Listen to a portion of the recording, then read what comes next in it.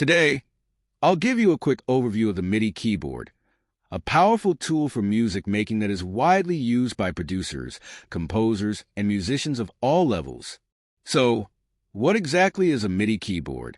MIDI stands for Musical Instrument Digital Interface. This type of keyboard doesn't produce sound on its own. Instead, it acts as a controller that sends digital signals to a computer or synthesizer, telling it which notes are being played, how fast or hard they're pressed, and even additional details like pitch and modulation.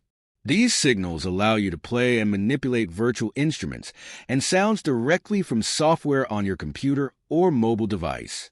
One of the major advantages of using a MIDI keyboard is its versatility.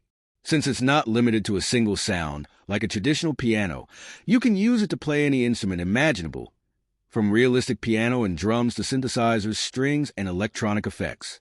This flexibility makes it a go-to for music production and live performances, allowing musicians to access a wide range of sounds with a single device.